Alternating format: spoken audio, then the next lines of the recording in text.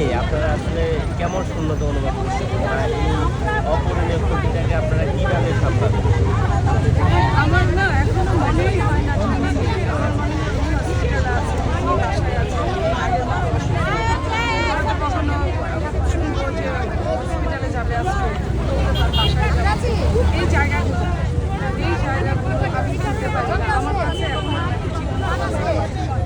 মানুষ যখন চলে যান সেই দিন এবং তারপরে 2-4 দিন পরে আসলে শূন্যতাটা অনুভব হয়। আমরা এখন ওই জায়গাটায় পৌঁছে যাই। উনি আমাদের সাথেই আছে।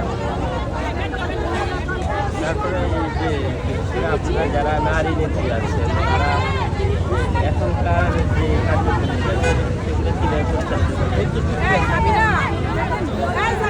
উনি আমাদের মায়ের মতো ছিলেন। আমরা সবাই ওনার 2জন সন্তান ওনার কাছে ছিলেন, বাকি ওই জন্য আরও আমরা সন্তান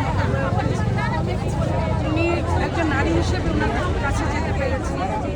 বিভিন্ন সমস্যা ওনার সাথে শেয়ার করতে পেরেছি। উনি আমাদের সুন্দর সবসময় সুপরামর্শ দিতেন, কীভাবে চলতে হবে, কীভাবে কার সাথে কথা বলতে হবে, এই জিনিসটা ওনার কাছ থেকে নিরন্তর আমরা শিখেছি। এই জায়গাটা ওনার জায়গায় একজন পুরুষ হিসেবে আমাদের চেয়ারম্যান থাকবে। আমরা আশা করি যে উনি অবশ্যই আমাদের সাথে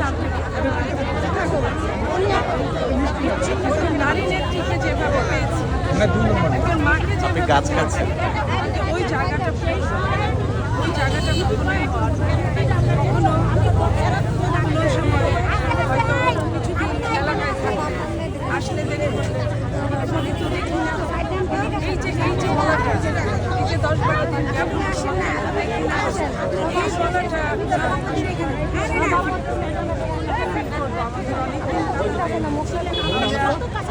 আমাদের সঙ্গে উনি কতটা ঘনিষ্ঠ ছিলেন এটা বলতে পারবো না।